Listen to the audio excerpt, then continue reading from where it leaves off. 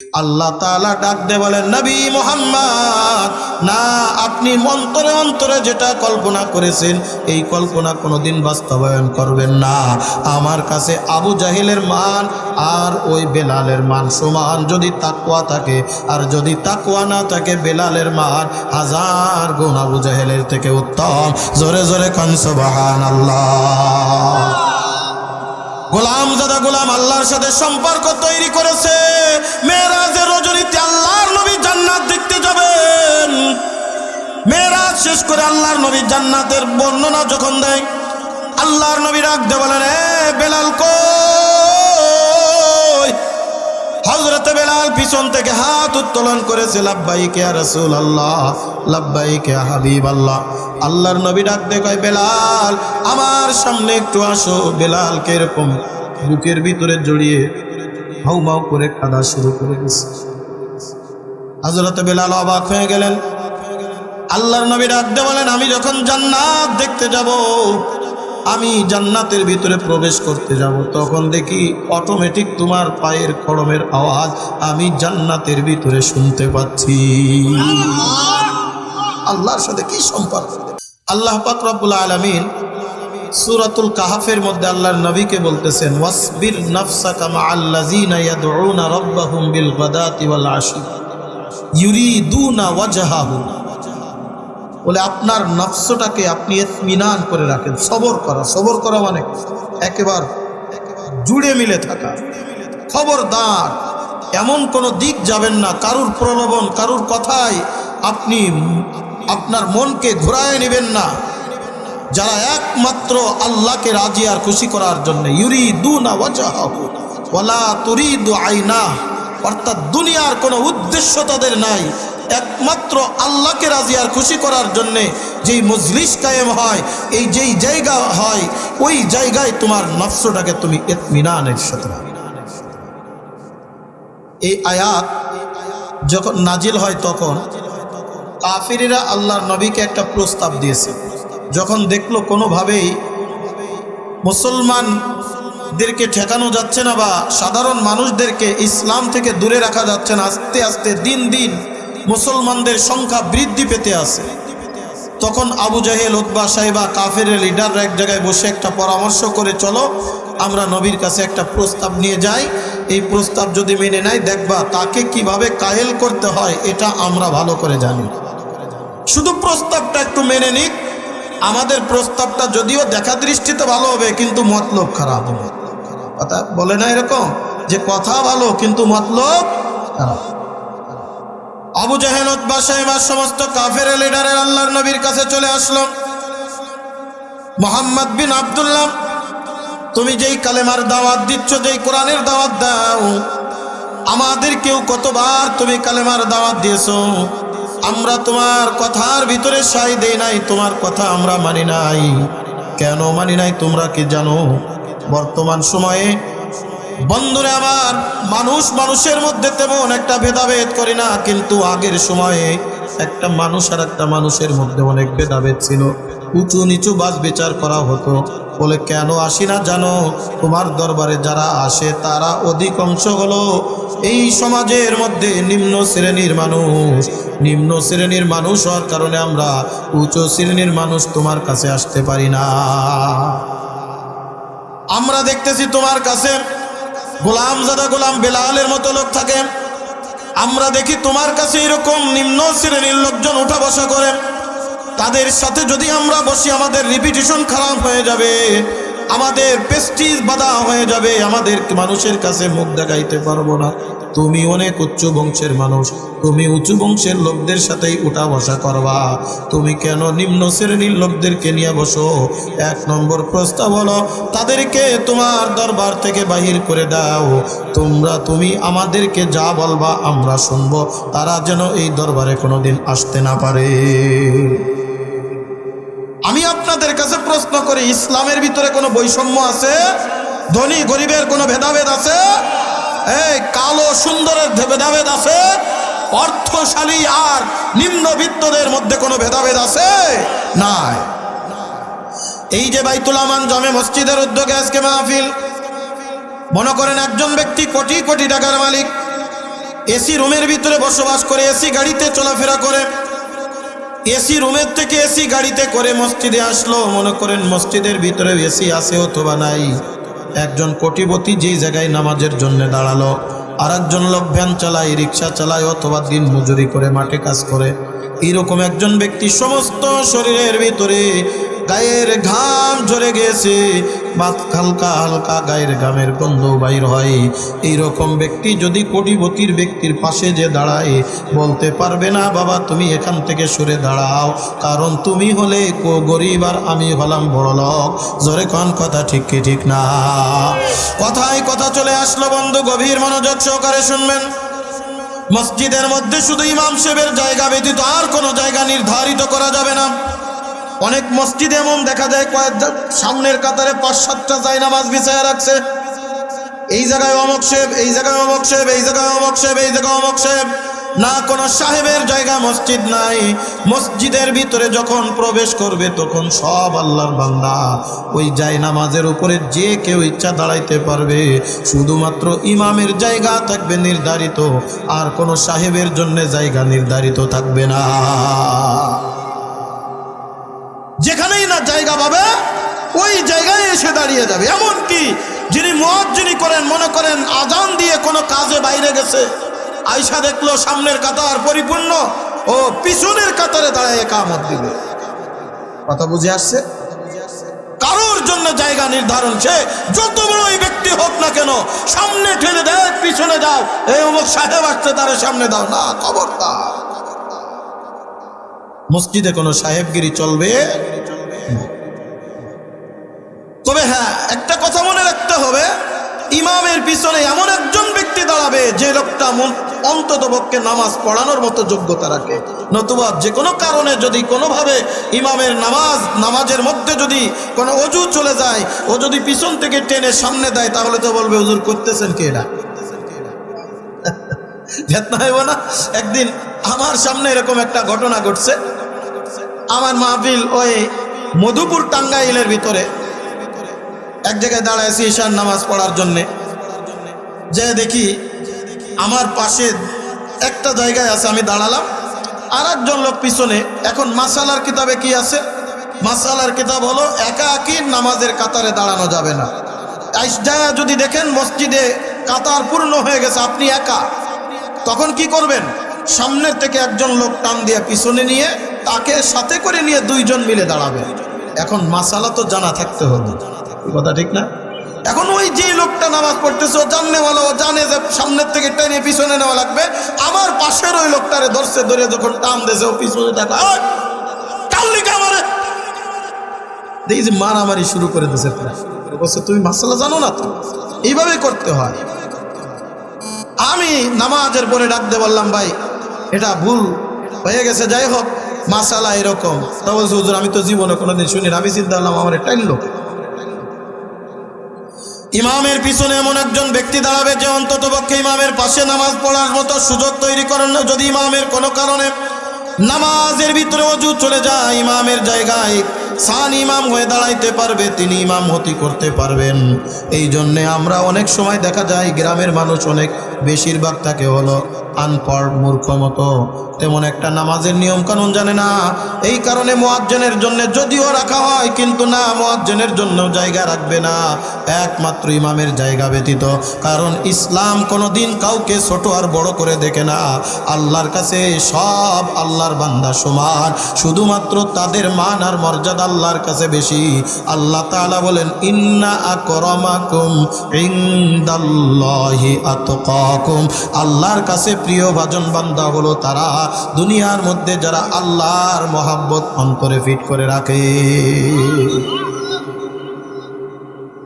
আল্লাহর নবীর কাছে যখন প্রস্তাব দিয়ে দিলাম, আল্লাহর নবী মনে মনে একটু চিন্তা করলেন, কিছুক্ষণের জন্য ভেবে নিলাম, কিছুদিনের জন্য বুঝিয়ে শুনিয়ে বেলাল সহ যারা আছে তাদেরকে একটু দূরে সরায় রাখলাম। ভালো কিছু পাওয়ার আশায় যদি আবু জাহেল, উতবা, সাইবা এরকম মক্কার বড় বড় লিডাররা যদি এসে আমার দরবারে ভিড় জমায়, এলাকার মানুষ সবাই মনে করবে যেহেতু মক্কার বড় বড় লিডারেরা তার সাথে আছে, আমার বিরোধিতা আর কেউ করবে না। এরপরে যখন স্বাভাবিক পরিস্থিতি হয়ে যাবে, ঈমান যখন ভিতরে ঢুকে যাবে তখন যার যার মতো আবার মিলে মিশে যাবে। আল্লাহ পাক রব্বুল আলামিনের কাছে আল্লাহর নবীর এই ধারণাটা পছন্দ হয় নাই।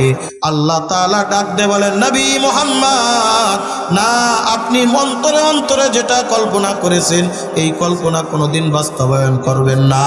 আমার কাছে আবু জাহেলের মান আর ওই বেলালের মান সমান যদি তাকওয়া থাকে, আর যদি তাকওয়া না থাকে বেলালের মান হাজার গুণ আবু জাহেলের থেকে উত্তম।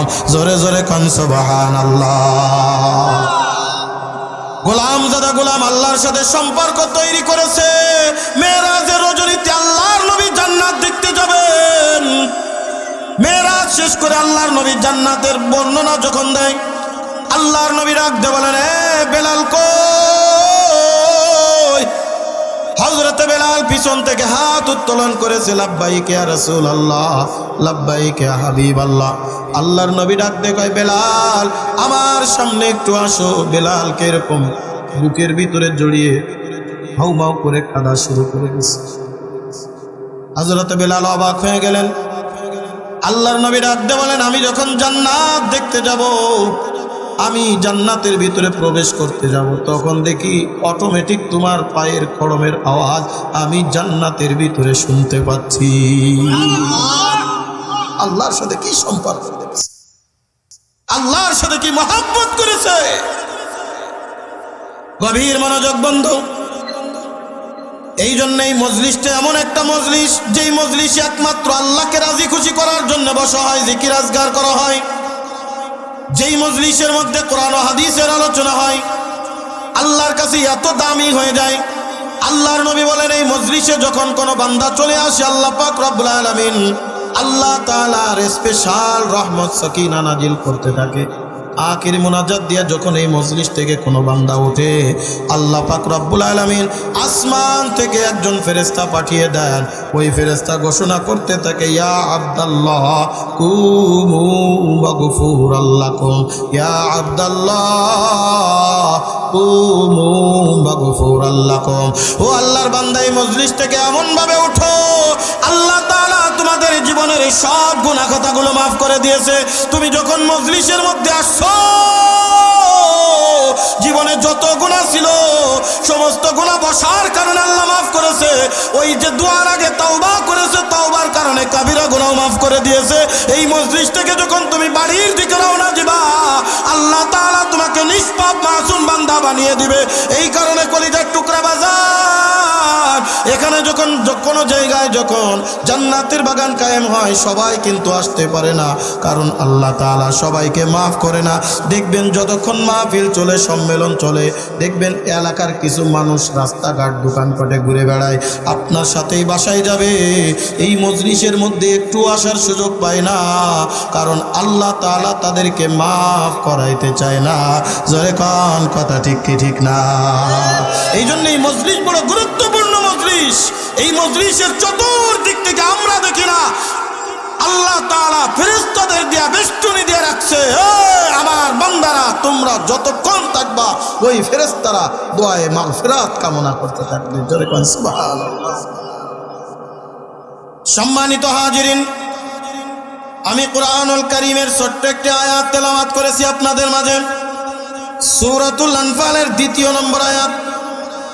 আল্লাহ পাক রব্বুল আলামিন এই সূরাতুল আনফালের 2, 3 এবং 4 নম্বর আয়াত, 3টা আয়াতের মধ্যে উম্মতে মুহাম্মাদের জন্য গুরুত্বপূর্ণ একটা মেসেজ দিয়ে গিয়েছেন।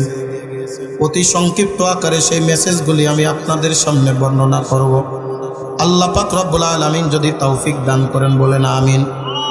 আমরা এই দুনিয়ার জমিনের ভিতরে আসছি, চিরকাল এই দুনিয়ার জমিনের বিরুদ্ধে থাকতে পারবো না। প্রত্যেকটা মানুষ একটা নির্দিষ্ট হায়াত নিয়ে এই দুনিয়ার জমিনে আগমন করেছে। হায়াত শেষ হয়ে যাবে, এই দুনিয়ার থেকে আমার আপনার বিদায় নিয়ে চলে যাওয়া লাগবে। জোরে কোন কথা ঠিক কিনা? আল্লাহ তাআলা রাখতে বলেন, ফাইজা জাজালুহুম লা ইস্তাখিরুনা সাআতাও ওয়া লা ইস্তাকদিমুন।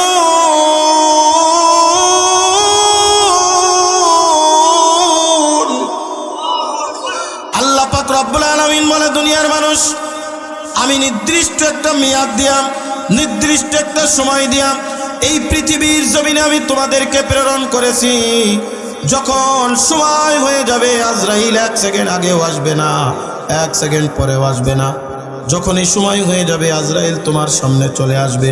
কলিজার টুকরা বাজান, আমি আপনাদের মাঝে প্রশ্ন করি, বলেন তো, এই যে দুনিয়াতে আমরা থাকবো, এই দুনিয়াতে কতদিন থাকবো, কত বছর বাঁচবো, কত মিনিট বাঁচবো, আমরা কি কেউ বলতে পারি নাকি? না বাজান, দুনিয়ার মধ্যে হায়াতের কোনো গ্যারান্টি নাই, নিঃশ্বাসের কোনো বিশ্বাস নাই। এমন একটা সময় আসবে, তাকায় দেখো আমার আপনার বয়সী কত যুবক, কত মুরব্বী আজকে অন্ধকার কবরে শুয়ে আছে। কথা বলেন ঠিক কি ঠিক না? একসাথে ছোট্টকালে খেলাধুলা করেছিলাম, আজকে তারা অন্ধকার কবরে, কবর খুঁড়ে দেখবেন তাদের হাড্ডি গুড্ডিও মনে হয় পাওয়া যাবে না। এইরকম এত আগেও অনেকেই দুনিয়ার থেকে বিদায় নিয়ে গেছে। কত মানুষ রাত্রে ঘুমায়, সকালে আর ঘুম থেকে জাগ্রত হইতে পারে না।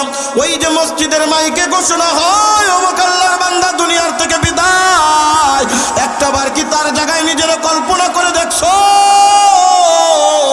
আমিও হইতে পারতাম ওই জায়গায়। না, আল্লাহ তাআলা আমাকে আপনাকে হায়াত দিয়েছে। এই পৃথিবীর জমিনটা আমার জন্য চিরস্থায়ী না। এই পৃথিবীর থেকে আমাকে আপনাকে বিদায় নিয়ে অন্ধকার কবরে যাওয়া লাগবে। ওই অন্ধকার কবর থেকে এমন একটা জামানা শুরু হবে, যেই জামানার শুরু আছে কিন্তু শেষ নাই। জোরে কোন কথা ঠিক কিনা? মাউতু কাসিন কুল্লু নাসিন শারিবু কবরু বাইতিন কুল্লু নাসিন দাখিলু। একদিন না একদিন দুনিয়ার থেকে বিদায় নিয়ে যাব। কি নিয়ে ওই মাওলার কবরে যাচ্ছি, এইটাই হলো একজন ইমানদার আর দুনিয়ার মানুষের কাজ। কেন আল্লাহ তাআলা আমাকে দুনিয়ার জমিনের ভিতরে পাঠাইলেন, আর আমরা এই দুনিয়ার জমিনের মধ্যে বসে কি করে যাচ্ছি?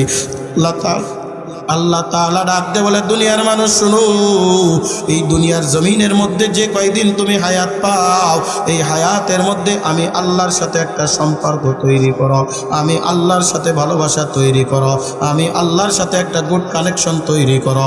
তারপরে অন্ধকার কবরে আসিও।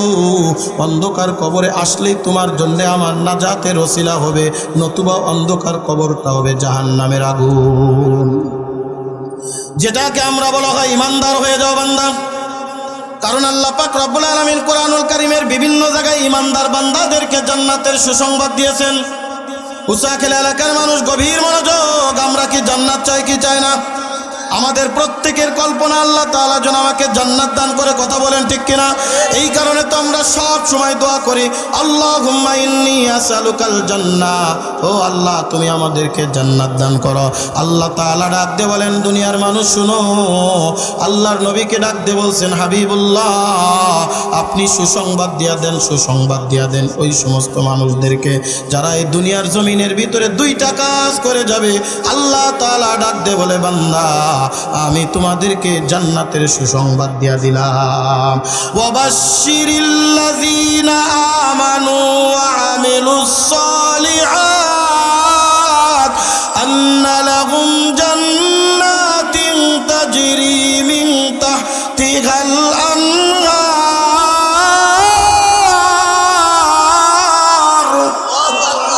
আল্লাহ পাক রব্বুল আলামিন বলে, নবী গো আপনি সুসংবাদ প্রদান করে দেন 2 শ্রেণীর মানুষদের জন্য। কয় শ্রেণী? 2 শ্রেণীর মানুষদের জন্য সুসংবাদ দেয়া দেন। এমন জান্নাত, এমন জান্নাত তাজরি মিন তাহতিহাল আনহার। নহরের জমা হলো আনহার। নহর হলো 1 বচন, আনহার হলো বহু বচন। জমা অর্থ অনেক প্রকার নদী নালা প্রবাহিত জান্নাত।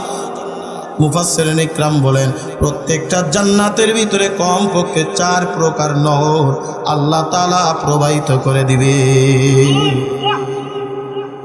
আল্লাহ পাক রব্বুল আলামিন বলেন, 2 শ্রেণীর মানুষদের জন্য জান্নাতের সুসংবাদ। যেই জান্নাতের তলদেশে আমি আল্লাহ তাআলা এমন এমন নহর রেখেছি, যেই নহরের কল্পনা কোনোদিন তোমরা কল্পনাও করতে পারবে না। দুধের নহর থাকবে, শরবতের নহর থাকবে, জামজামের পানির নহর থাকবে। আল্লাহ পাক রব্বুল আলামিন বলে, 1 নম্বরে ওই সমস্ত বান্দা তারাই জান্নাতে যাবে যারা এই দুনিয়ার জমিনের ভিতরে আমি আল্লাহর উপরে ঈমান আনয়ন করেছে। ওয়াবাশশিরিল্লাযীনা আমানু, তাদেরকে সুসংবাদ দেন যারা দুনিয়ার জমিনে ঈমানদার। ওয়া আমিলুস সালিহাত, ঈমান আনয়নের পরে এই দুনিয়ার জমিনের মধ্যে যেই সমস্ত বান্দারা নেক কাজ করেছে, ইবাদত করেছে, বন্দেগী করেছে, আমি আল্লাহর সাথে সম্পর্ক তৈরি করেছে, আল্লাহ তাআলা বলেন তাদের জন্য এমন জান্নাত প্রস্তুত করে রেখেছি মা লা আইনুন রাআত ওয়ালা উযনুন সামিআত, যেই জান্নাত কোনোদিন তোমরা দুনিয়ার চর্মচক্ষু দিয়া দেখা সম্ভব না, অন্তরে কোনোদিন কল্পনাও করতে পারবা না, কর্ম করে কোনোদিন শ্রবণ করতেও পারবা না। তুমি কল্পনা করবা আল্লাহ কত বড় জান্নাত দিবে, কত নিয়ামতপূর্ণ জান্নাত দিবে। আল্লাহর নবী বলেন তোমার কল্পনার একটা সীমা আছে, সীমা পার করে আর কেউ কল্পনা করতে পারে না। আল্লাহ তাআলার জান্নাতের নিয়ামত ওই কল্পনার সীমার থেকেও কোটি কোটি গুণ বড় নিয়ামত। জোরে জোরে কোন সুবহানাল্লাহ। আল্লাহ পাক রব্বুল আলামিন বলেন এক নম্বরে বান্দা তুমি ইমানদার হয়ে যাও। আমি যদি আপনাদের কাছে প্রশ্ন করি বান্দা ইমানদার কারা, আমি যদি এই মজলিসের মধ্যে প্রশ্ন করি আমরা ইমানদার কারা, দেখবেন হাতের সাথে আমরা অনেকেই পা উঁচু করে ফেলবো, হুজুর আমি ইমানদার। কথাটা ঠিক কিনা? যেই লোকটা ফজরের নামাজ পড়ে নাই, সকাল 8টায় ঘুমের থেকে উঠছে, বিরাস করতে করতে এসে কয় নামাজ না পড়লে কি ইমান ঠিক আছে? আছে না নাই? এরকম অনেক মানুষ আছে দেখবেন নামাজ নাই, ইবাদত নাই, বন্দেগী নাই, ইমানের বড়াই দেখায়। ওদের ইমান কিন্তু পাহাড়ের থেকেও মজবুত, কোনোভাবেই তাদের ইমান চলে যায় না। আল্লাহ পাক রব্বুল আলামিন ডাক দিয়ে বলে না বান্দা, এমনিতে ইমানদার হওয়া যায় না। মুসলমানের ঘরে জন্ম নিলে ইমানদার আর মুসলমান হওয়া যায় না। গরুর গোশ খাইলেই শুধু ইমানদার আর মুসলমানের পরিচয় না। ইমানদার হওয়ার জন্য তোমার কিছু কাজ দুনিয়ার জমিনের ভিতরে করা লাগবে। তুমি যদি ইমানদার হইতে চাও, এই দুনিয়ার জমিনে তোমাকে আল্লাহ তাআলা পাঠিয়েছেন, আল্লাহ তাআলার হুকুম অনুযায়ী তোমার জীবন পরিচালনা করা লাগবে, তোমার কিছু গুণ অর্জন করা লাগবে, তোমার কিছু কাজ করে দেওয়া লাগবে, তবেই আল্লাহ তাআলা তোমার সার্টিফিকেট দিচ্ছে তুমি ইমানদার, নতুবা তুমি ইমানদার হইতে পারবা না। সূরাতুল আনফালের 2য়, 3য় এবং 4র্থ নম্বর আয়াতের মধ্যে আল্লাহ তাআলা ইমানদারের গুণ বয়ান করেছেন। শুধু ইমানদার না, এই জায়গায় এসে আমি প্রায় একটা কথা বলি, ইমানদারও আবার 2 প্রকার, একটা হলো খাঁটি ইমানদার আর একটা হলো বেজাল্লা ইমানদার। জোরে কোন কথা ঠিক কিনা? ইমানের ভিতরে বেজাল আছে না নাই? কথা কয় না? ইমানদার ইমান নামাজও পড়ে সুদও খায়, আসেনি? নামাজ পড়ে আবার ঘুষও খায়, নামাজের সামনের কাতারে, গানের মজলিসও সামনের কাতারে, ও মাহফিল প্রত্যেক রাত্রে শুনে আবার গান বাজনা যেখানে হয় সেখানেও দৌড়ায়। নামাজ পড়ে ইবাদত করে বন্দেগী করে, তাহলে তার ইমান আছে। আল্লাহকে বিশ্বাস করে তার মানে ইমান আছে, নবীকে বিশ্বাস করে তার মানে ইমান আছে, কিতাব বিশ্বাস করে তার মানে ইমান আছে, কিন্তু পরিপূর্ণ না, অপরিপূর্ণ ইমান। যে ইমান তাকে জান্নাত পর্যন্ত নিতেও পারে, নাও নিতে পারে। কিন্তু কলিজার টুকরা বাজান, আল্লাহ তাআলা ডাক দে বলে বান্দা, এই দুনিয়ার জমিনের মধ্যে তুমি যদি ইমানদার হইতে চাও, তুমি খাঁটি ইমানদার হয়ে যাও। পাক রব্বুল আলামিন কুরআনুল কারীমের বিভিন্ন জায়গায় ডাক দে বলেন ইয়া আইয়ুহাল্লাযীনা আমানু, হে আমার ইমানদার বান্দা বান্দিরাম। এই জায়গায় এসে আমার একটা বড় ঘটনা মনে পড়ে যায়, বড় একটা গল্প মনে পড়ে যায়। কষ্ট হচ্ছে আপনাদের? বাংলাদেশের মধ্যে বহুত বড় বুজুর্গ আলেমে দ্বীন যখন দারুল উলুম দেওবান থেকে তিনি আসছিলেন, দারুল উলুম দেওবানদের তৎকালীন আসাতিযা ইকরামগণ ঘোষণা করেছিলেন আমরা ইলমের জাহাজ বাংলাদেশে পাঠিয়ে দিচ্ছি। এই বাংলাদেশের মধ্যে বড় বড় বুজুর্গ আলেমে দ্বীনের মধ্যে 3 জনের নাম সব থেকে বেশি পাওয়া যায়। একজনকে আমরা বলি সদর শাহ হুজুর, দ্বিতীয় জনকে বলি হাফেজ যে হুজুর, তৃতীয় জনকে বলি মুহাদ্দিস শাহ হুজুর। সদর শাহ হুজুর আল্লামা শামসুল হক ফরিদপুরি রহমাতুল্লাহি আলাইহি, হাফেজ যে হুজুর রহমাতুল্লাহি আলাইহি সম্পর্কে তো অনেক বিস্তারিত আলোচনা আমরা সবাই জানি। আল্লামা মুহাম্মাদুল্লাহ হাফেজি রহমাতুল্লাহি আলাইহি। আর একজন ছিলেন আমাদের যশোরের মধ্যে মুহাদ্দিস শাহ হুজুর রহমাতুল্লাহি আলাইহি।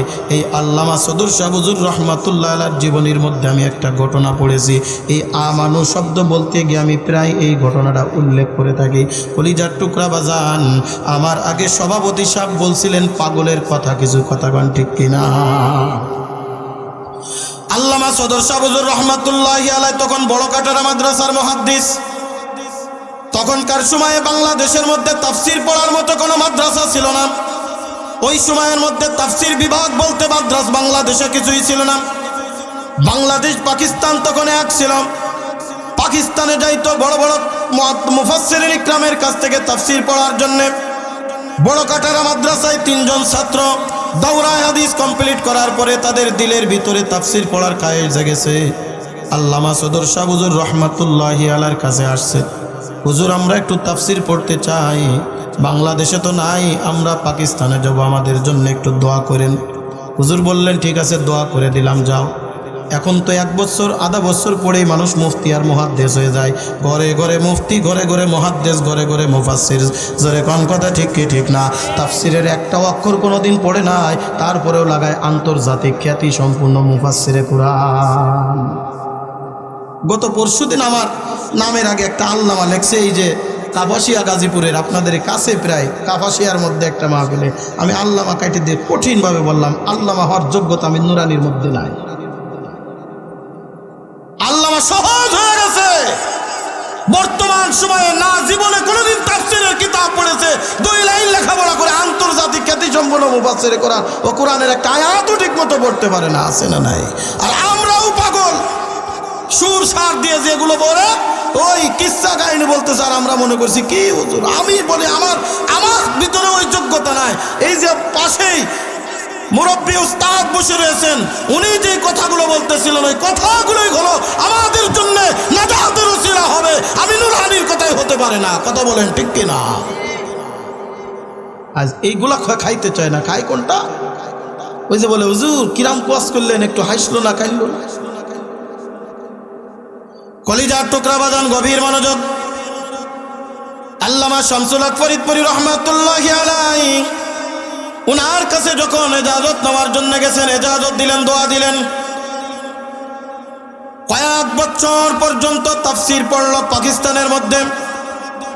তাফসীর পড়ার পরে উনি যখন আসলো, এই ছাত্ররা যখন আসছে, সর্বপ্রথম হুজুরের সাথে একটু সাক্ষাৎ করবে। হুজুর আমরা তাফসীর শেষ করে আসলাম, 3 বছর তাফসীর পড়েছি, 3 জন উস্তাদের কাছে পড়েছি। আল্লামা শামসুল হক ফরিদপুরি রহমাতুল্লাহি আলাইহির কাছে যখন আসছে, আসার পরে উনি ডাক দিয়ে বলে তোমরা কি তাফসীর পড়েছো? বলে হ্যাঁ। সবকে পুরা 30 পারা কি পড়েছো? বলে হ্যাঁ সব পড়েছি। কয়েক প্রকার তাফসীরের কিতাব পড়েছি, তাফসীরে ইবনে কাসির পড়েছি, তাফসীরে রুহুল মাআনি পড়েছি, তাফসীরে মারিফুল কোরআন পড়েছি, তাফসীরে বাইজাবি পড়েছি, সব তাফসীরের বড় বড় কিতাবগুলো পড়েছি। এইবার ডাক দিয়ে বলেন, হুজুর ডাক দিয়ে বলেন, এ আমার প্রিয় ছাত্ররা, আমার ছোট্ট একটা শব্দের একটু ব্যাখ্যা তাফসীর তোমরা করে দিবা নাকি? একজন আর একজনের মুখের দিকে তাকাই, হুজুরকে তাফসীর করব এইরকম আমাদের হিম্মত আছে নাকি? বলে আল্লাহ তাআলা কোরআনুল কারীমের মধ্যে বিভিন্ন জায়গার মধ্যে আল্লাহ পাক রব্বুল আলামিন ডাক দিয়েছেন, ইয়া আইয়ুহাল্লাযীনা আমানু, হে ঈমানদার। এই আমানু শব্দ দিয়া আল্লাহ তাআলা কি বুঝাইতে চায়? আমানু শব্দের অর্থ একটু বলো আমারে। একজন ডাক দিয়ে বলে আমানু শব্দের অর্থ হলো ঈমানদার। আল্লামা সদর শাহ হুজুর রহমাতুল্লাহ আলাইহি মাথা নিচের দিকে এরকম দিয়ে, আমার দিক তাকান, মাথা এরকম নিচের দিকে দাও, মাথা একবার ডাইনে ঘুরায় আবার বামে ঘুরায়, না হয় নাই। আরেকজন ডাক দিয়ে বলে হে বিশ্বাসীগণ, আল্লামা সদর শাহ হুজুর রহমাতুল্লাহ আলাইহি বলেন না হয় নাই। এরকম তাদের ভান্ডারে যা ছিল সব বলা হয়ে গেছে। আল্লামা সদর শাহ হুজুর বলে না হয় নাই, ঈমানদার বলতে এটা বুঝায় না। এবার সব ছাত্ররা ডাক দিয়ে বলে হুজুর গুস্তাকি মাফ করবেন, আমাদের নলেজে যা ছিল আমরা তাই উল্লেখ করে দিলাম, আমরা তো পারলাম না হুজুর, আপনি যদি আমাদেরকে একটু বলতেন। এই কথা বলার সাথে সাথে কিতাবের ভিতরে লেখে আল্লামা সদর শাহ হুজুর রহমাতুল্লাহি আলাইহির চোখ থেকে টপ টপ টপ টপ করে পানি গড়ে। আল্লামা সদর শাহ হুজুর রহমাতুল্লাহি আলাইহি ডাক দেওয়া ছাত্ররা রে, আল্লাহ পাক রব্বুল আলামিন কোরআনুল কারীমের মধ্যে যত জায়গায় ঈমানদার শব্দ উল্লেখ করেছেন, প্রত্যেকটা জায়গায় আল্লাহ তাআলা বুঝাইতে চায় ইয়া আইয়ুহাল্লাযীনা আমানু। আমানু শব্দের অর্থ হলো পাগল, আমানু শব্দের অর্থ হলো হে আমার পাগলেরা। জোরে জোরে কোন আল্লাহু আকবার। বিশ্বাস আর আর পাগলের মধ্যে পার্থক্য আছে না নাই? পাগল শব্দ কিন্তু যারে তারে বলা হয় না। পাগলামি কারে কয়? পাগলামি কারে কয়? পাগলামির ইতিহাস যদি জানতে চাও, হযরতে বেলালে হাবশির ঘটনা তোমরা পড়ো। পাগলামির ঘটনা যদি জানতে চাও, হযরতে সুমাইয়ার ঘটনা পড়ো। পাগলামির ঘটনা যদি জানতে চাও, হেকায়েতে সাহাবা পড়ো। আল্লাহর জন্য তারা কেমন পাগল ছিল, নিজের জীবন দিয়া দেয় কিন্তু আল্লাহর নাম মুখের থেকে উচ্চারণ বন্ধ করে না। এর নাম হলো পাগলামি। আল্লাহ তাআলা ডাক দিয়ে বলেন, পাগল বান্দা কারা? আমার প্রিয় ভাজন বান্দা কারা? আল্লাহ পাক রব্বুল আলামিন সূরাতুল আনফালের 2 নম্বর আয়াতের মধ্যে ডাক দিয়ে বলেন, হে দুনিয়ার মানুষ শুনো, তোমরা যদি আমার দরবারে খাঁটি ইমানদার হইতে চাও, বেজাল্লা না, খাঁটি ইমানদার যদি হইতে চাও, আল্লাহ তাআলা ডাক দিয়ে বলেন, এই দুনিয়ার মধ্যে কমপক্ষে 5টা গুণে গুণান্বিত হতে হবে, 5টা খাসলাত দিলের ভিতরে ফিট করতে হবে। আল্লাহ পাক রব্বুল আলামিন ডাক দিয়ে বলেন, 1 নম্বরে বান্দা তুমি যদি ইমানদার হইতে চাও, ইন্নামাল মুমিনুনাল লাযিনা ইযা যুকিরাল্লাহু ওয়াজিলাত কুলুবুহুম। এ বান্দা তুমি যদি ইমানদার হইতে চাও, 1 নম্বরে বান্দা তুমি যখন আল্লাহর জিকির করবা, অথবা তোমার সামনে যখন আল্লাহর জিকির করা হবে, ওয়াজিলাত কুলুবুহুম, অন্তরের মধ্যে আলাদা একটা ধাক্কা আসবে। এই যে হুজুর রায়পুরি হুজুর রহমাতুল্লাহ আলাইহির একটা ঘটনা বলতেছিলেন, যখন কোনো ব্যক্তি, একজন মানুষের যখন কোনো ব্যক্তি হুজুরের সামনে আল্লাহ বলিয়া ডাক দিত, হুজুরের হালাতগুলো বিগড়ে যেত। এটাই হলো পাগলের খাসলাত, এটাই হলো আল্লাহর প্রিয় ভাজন বান্দাদের খাসলাত। আজকে তো আমরা আল্লাহরে ডাকতে জানি না, আল্লাহর নাম স্মরণ করে না। আজকে তো আমাদের দিলে জিকির নাই, আজকে আমরা গান বাজনার পাগল, হারাম কাজের ভিতরে লিপ্ত। জোরে কোন কথা ঠিক কি ঠিক না? আজকে আমরা গুনাহের কাজের ভিতরে প্রতিযোগিতায় লেগে আছি, জাহান্নামে যাওয়ার জন্য পাগল। কে কার আগে জাহান্নামে যাবে? এ কলিজার টুকরা বাজার, ওই অন্ধকার কবরে যদি একবার ধরা খায়া যাও, ওই অন্ধকার কবরে বাঁচানোর মতো কেউ থাকবে না। এই জন্য হযরতে উসমান গনি রাদিয়াল্লাহু তাআলা আনহু যখন কবরের পাশ দিয়ে যাইতেন, সমস্ত শরীরের ভিতরে কম্পন শুরু হয়ে যাইত, কাঁদতে কাঁদতে চোখের পানি দাড়ি মুবারক ভিজায় ফেলতেন, সমস্ত শরীরের রং বিগড়ে যাইত। সাহাবায়ে কিরাম ডাকতে বলতেন, ও আল্লাহ রাসূলের সাহাবী, ও আমিরুল মুমিনিন খলিফাতুল মুসলিমিন উসমান, আপনারা তো অনেক সময় ভালো দেখা যায়, কিন্তু যখন আপনি কবরের পাশে যান আপনার অবস্থা এরকম কেন হয়ে যায় বলেন? হযরত উসমান গনি কাঁদতে কাঁদতে চোখের পানি ফেলায় ডাক দিয়ে বলতে, ও আল্লাহ রাসূলের সাহাবীরা শুনো, সেদিন বেশি দূরে নয়, অল্প কিছুদিন আগে আমি ওই কবরওয়ালা তথা আল্লাহর নবীর কাছ থেকে শ্রবণ করেছি, আল কবরু মির রিয়াজিল জান্নাহ হুফরাতুম মিন হুফারিন নার, কবরটা কারোর জন্য হবে জান্নাতের বাগান, আর কারোর জন্য হয়ে যাবে জাহান্নামের আগুনের টুকরা। আমি জানি না আমার কবরটা কি অবস্থায় হবে, আমি জানি না কবরের মধ্যে কি অবস্থা। আল্লাহ তাআলা যদি আমার মাফ না করে, ওই অন্ধকার কবরে যদি উসমান ধরা খাইয়া যায়, আল্লাহর নবী ডাক দিয়ে বলেন, এই কবরে যদি বাঁচিয়া যায়, সব জায়গায় আল্লাহ বাঁচিয়ে দিবে। আর ওই কবরে যদি ধরা খাইয়া যায়, সব জায়গায় ধরা খাইবা, মিজানের পাল্লায় ধরা খাইবা, ফুলসিরাতের রাস্তায় ধরা খাইবা। এই জন্যই কবর দেখে একটু ভয় পেয়ে যায়, আল্লাহ তাআলা আমার কবরে কি অবস্থায় রাখবে। আমার হযরতে উসমানে গনির মতো ব্যক্তি, যাকে বলা হয়তো জিন্নুরাইন, আল্লাহর নবীর দুইটা মেয়েকে হযরত উসমানের সাথে বিবাহ দিয়েছেন। দ্বিতীয় কন্যাও যখন ইন্তেকাল করেন, আল্লাহর নবী বলেন, আমার যদি আরো একটা মেয়ে থাকতো আমি উসমানের সাথে বিবাহ দিতাম। জোরে কোন সুবহানাল্লাহ। জান্নাতি 10 জন আশারায়ে মুবাশশারার একজন হযরত উসমান। তার অবস্থা যদি এমন হয়, এই ঈশ্বরগঞ্জের মুসলমান, এই উচাকেল এলাকার মুসলমান, মোমিনশিরের মুসলমান, আমি আপনার অবস্থা কি হবে? ওই ঈমান না নিয়ে যদি মাওলার কবরে যাও, ওই কবরের ভিতরে যদি একবার ধরা খেয়ে যায়, আমাদের কোনো উপায় থাকবে না। আল্লাহ তাআলা ডাক দিয়ে বলে, বান্দা তুমি যদি ইমানদার হইতে চাও, 1 নম্বরে তোমার ভিতরে গুণ অর্জন করা লাগবে। ইজা যুকিরাল্লাহু ওয়াজিলাত কুলুবুহুম, তোমার ভিতরে জিকির ভালো লাগবে, আল্লাহর নাম না নিলে তোমার কাছে খারাপ লাগবে। জিকির করার ভিতরে মজা দিয়ে দিয়েছেন কে?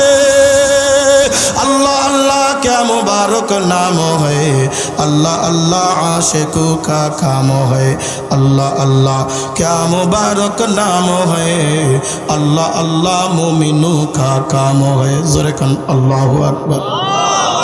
আজকে তো আমার জিকির ভালো লাগে না, এ কলিজার টুকরা বাজান, আজকে আমরা জিকির মন চাই না, আমার ভিতরে গান বাজনার ভিতরে ফায়সা কাজের ভিতরে আমি আপনি লিপ্ত। জিকিরের ভিতরে মজা নাই, গানের ভিতরে মজা। এ কলিজার টুকরা বাজান, আল্লাহ তাআলা ডাক দে বলে বান্দা, এই জিকির যদি তোমার কাছে ভালো না লাগে, জিকিরের মজলিস যদি তোমার কাছে ভালো না লাগে, এই জিকিরের কথা যদি তোমার কাছে ভালো না লাগে, তুমি ইমানদার হইতে পারবা না। একজন ইমানদার বান্দার খাসলা তবে যখনই বান্দা হাঁটবে চলবে উঠবে ফিরবে চলবে যা কিছু করবে সব সময় ডাকবে কার, আরো জোরে কন্যা কার। একটা মাত্র ইবাদত আল্লাহ তাআলা এই দুনিয়ার জমিনের মধ্যে রেখেছেন। আল্লাহ তাআলা নিজেই বলতেছেন নামাজের কথা বেশি করার কথা বলে নাই। আর সব সময় নামাজ বেশি করলেও কিন্তু হয় না, হয় নাকি? মনে করেন মাগরিবের ফরজ নামাজ কয় রাকাত? কথা কয় না না, মাগরিবের ফরজ নামাজ কয় রাকাত? আপনি মনে করলেন আমার হাতে অপর্যাপ্ত পরিমাণ সময় আছে, 3 রাকাত বেজর কেন পড়বো, 1 রাকাত বেশি পড়লাম, বলেন তো মাগরিবের নামাজ হবে নাকি? ইচ্ছাকৃতভাবে যদি কেউ করে তাহলে তার গুনাহ হবে। জোরে কোন কথা ঠিক কিনা? সব আমল বেশি করলেই কিন্তু নেকি হয় না, কিন্তু একটা নফল ইবাদত আছে, যে ইবাদতটা যত বেশি করবা আল্লাহর সাথে তত সম্পর্ক তৈরি হবে। ইন্না আকরামাকুম ইনদাল্লাহি আতকাকুম, আল্লাহর সাথে মহাব্বত যদি করতে চাও, এই জন্য হক্কানি পীর মাশায়েখ বুজুর্গানে দ্বীনের কাছে যখনই যাবা তখনই দেখবা যাওয়ার সাথে সাথেই একজন বান্দারে বলবে, বান্দা তুমি সকাল সন্ধ্যায় এই এই এই এই এই এই জিকির করবা, কারণ জিকির করলে সম্পর্ক হয় কার সাথে? দুনিয়াতে মারে যতবার ডাকবেন মার অন্তরটা খুশি হয়ে যায়, আর আমার আল্লাহ ডাক দেবে, বান্দা এই দুনিয়ার জমিনের ভিতরে যে অবস্থায় আমারে ডাকবি আমি আল্লাহ তোর ডাকের সাড়া দিব। উদউনি আস্তাজিব লাকুম, বান্দা তুই আমারে ডাক ডাক ডাক, তুই কখন আমারে ডাকবি আমি এই অপেক্ষায় বসে আছি। এ বান্দা জীবনে কত গুনাহ করে ফেলাইছো, না না আমি আল্লাহর রহমত থেকে নৈরাশ হয়ে যাও না, আমি আল্লাহর একবার ডাকো, ডাকার মতো ডাকো, আমি আল্লাহ তোর জীবনের সব গুনাহ মাফ করে দিব। জোরে জোরে কোন সুবহানাল্লাহ। একবার শুধু বলবা আল্লাহ, আমার আল্লাহ ডাকতে বলে বান্দা তুই আমারে কেন ডাকলি, কেন ডাকলি? আমার আল্লাহ ডাকতে বলেন কুল ইয়া ইবাদিয়াল্লাযীনা আসরাফু আলা আনফুসিহিম লা তাকনাতু মির রাহমাতিল্লাহ।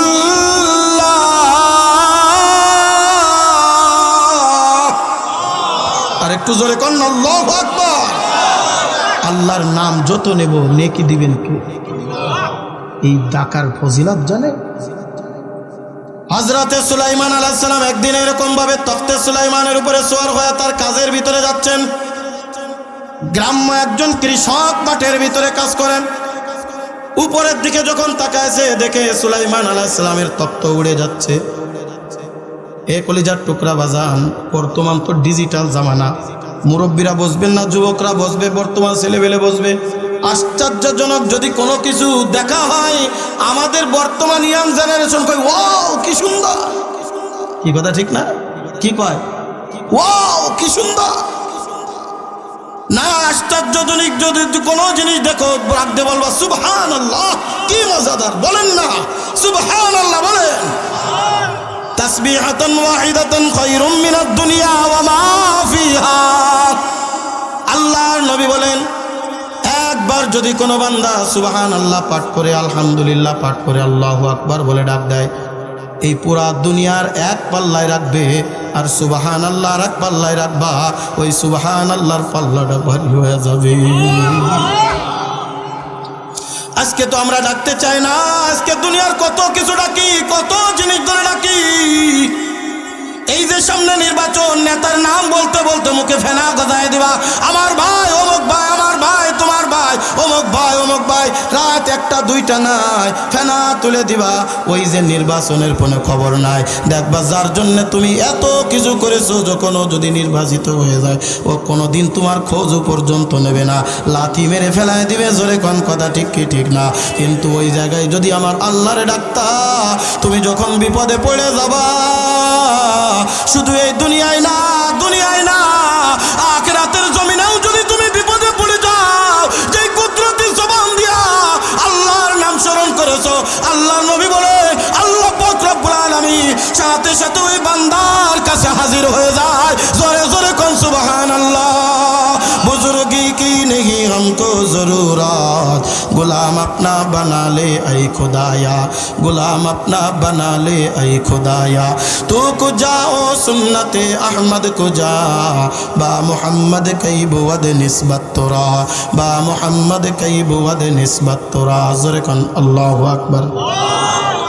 हज़रत सुलाइमान अलैहिस्सलातु वस्सलाम तख्तेर উপরে সওয়ার হয়ে যাচ্ছেন। একজন কৃষক মাঠের ভিতর থেকে দেখছে, দেখার সাথে সাথেই সুবহানাল্লাহ বলে ফেলছে। বলছে সুবহানাল্লাহ, আল্লাহর কি নিয়ামত, আল্লাহর কি কারিশমা। তেল লাগে না, মোবিল লাগে না, কোনো কিছুই লাগে না, হাওয়ার সাথে উড়ে চলে যাচ্ছে। সুবহানাল্লাহ বলছে, সাথে সাথেই হযরতে সুলাইমান আলাইহিস সালামের তখ্তটা জমিনে পড়ে গেছে।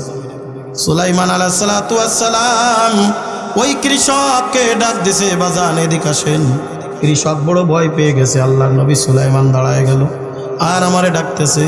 কাঁপতে কাঁপতে হযরত নবী সুলাইমানের কাছে গেলেন, সালাম দিলেন, আসসালাতু আসসালামু আলাইকা ইয়া নবী আল্লাহ। আপনি আমারে ডাকছেন, ডাক দে বলে তুমি কি বলছিলে আর একটা বার বলো। সুবহানাল্লাহ, কি বলছিলে আর একটা বার বলো। বলে আমি তো কিছুই বলি নাই। বলে না, তুমি আমাকে দেখে কি যেন একটা বলেছো। তখন তিনি ডাক দিয়ে বলেন, নবী সুলাইমান, আপনার তখ্তটা দেখলাম যখন হাওয়ার সাথে উড়ে যায়, আমি আল্লাহর উপরে আশ্চর্য হয়ে গেলাম, বলেছি সুবহানাল্লাহ। হযরতে সুলাইমান আলাইহিস সালাম ডাক দিয়ে বলে, আল্লাহর বান্দা, এই সুবহানাল্লাহর দাম কত জানো? আমি তখ্তের থেকেও ভারী হয়ে যাই আল্লাহর নামের সুবহানাল্লাহ। আল্লাহ পাক রব্বুল আলামিন এই কুরআনুল কারীমের মধ্যে একটা বেশি ইবাদতের কথা বলেছেন। আল্লাহ তাআলা রাখতে বলেন, ইয়া আইয়ুহাল্লাযীনা আমানু যকুরুল্লাহা যিকরান কাসীরা